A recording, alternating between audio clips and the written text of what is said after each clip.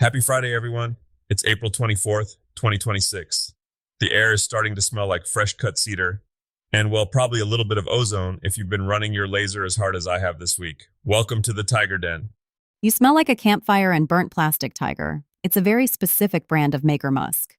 It's the scent of progress, Alex.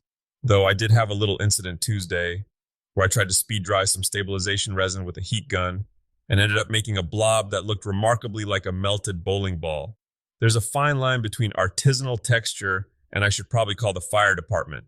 Just another day of paying the landlord for that prime shop space. Speaking of melting plastic, you've been geeking out over the new filament tech. Give us the lowdown. Look, if you've done any multicolor printing, you know the poop problem. You're trying to print a simple red and white sign, and by the time it's done, the floor of your printer looks like a confetti factory exploded. You end up throwing away more plastic and purge blocks than you actually use in the model. It always felt so wasteful, like buying a whole loaf of bread just to eat the crusts. Exactly. But Bamboo Studio just dropped this update that's basically a massive nudge toward multi-nozzle hardware. They're finally admitting that trying to shove 5 different colors through one hole is like trying to change clothes while people are watching. You're going to make a mess. They're pushing multi-nozzle setups to mitigate that waste. And what about the recycling side? You mentioned the Creality M1. This thing is dangerous for my marriage, Alex. It's a compact filament maker. You take your failed prints, all those spaghetti monsters and support structures, and you grind them up to extrude your own rolls. I spent 4 hours yesterday trying to blend safety vest orange with glow-in-the-dark blue just to see if I could make toxic sunset filament. And? It looks like a bruised avocado. But the point is, the loop is closing. We aren't just consumers of plastic anymore. We're the refiners. And if you want to go pro, the Atom Form Palette 300 is promising 12 nozzle color. 12!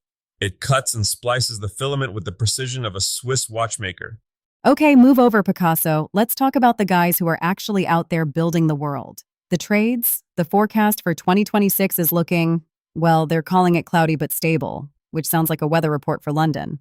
Stable is a beautiful word when you've spent the last 3 years feeling like you're riding a roller coaster with loose bolts. For a while there, if you were a contractor, you couldn't quote a job on Monday because the price of copper, or PVC, would double by Thursday. It was pure chaos. Every plumber I know had a permanent twitch in their left eye. Rightly so. But the data is showing a normalization. Lead times are finally making sense again. You order a furnace, it actually shows up when they say it will. It's not the frantic gold rush growth we saw post-pandemic, but it's a steady simmer. It's a great time to be a pro because you can actually plan a schedule without having to account for a global shipping catastrophe every other week. And there's a massive influx of cash into training, right? 43 million? It's huge. Nonprofits are pushing to get 50,000 new boots on the ground.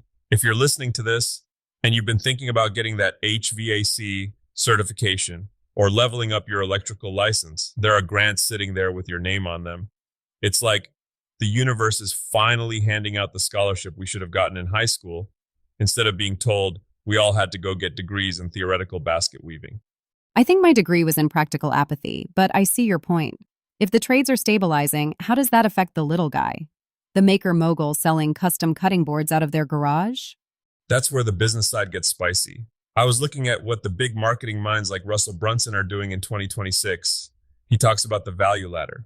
Most makers I know, and I'm guilty of this too, we just sell the thing. We make a table, we sell the table, end of story. What's wrong with that? You make a nice table, I give you money. Everyone's happy. You're leaving the meat on the bone, Alex. Think bigger.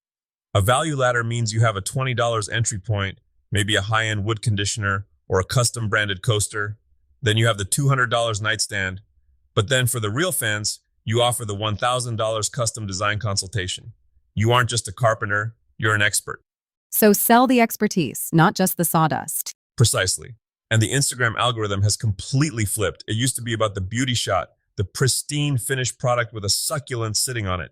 Now, people want the struggle. They want to see the moment you realized you cut the 10 1/4 inch too short and you had to do that little "I'm an idiot" dance around the shop. Oh, I have video of that dance. We could make a fortune. Please don't. But seriously, show the sparks, show the shavings. People buy the story of the object. They want to know the person who bled over their coffee table. It makes the piece feel human in a world that's getting drowned in AI-generated junk. Speaking of human-made, I'm looking at your DIY list for the weekend. We go from a nightstand to a catamaran? Tiger, that's a bit like saying, if you can toast bread, you can probably manage a five-course French gala. Hey, progress is incremental. Look, that $800 savings nightstand project is the entry drug. It uses pocket holes and edge banding. If you use the high-end plywood, the stuff that actually has a decent veneer, and you're careful with your iron-on banding, you can make something that looks like it came out of a boutique in Soho for the price of a decent dinner and a movie. It's the fake it till you make it of furniture. Totally.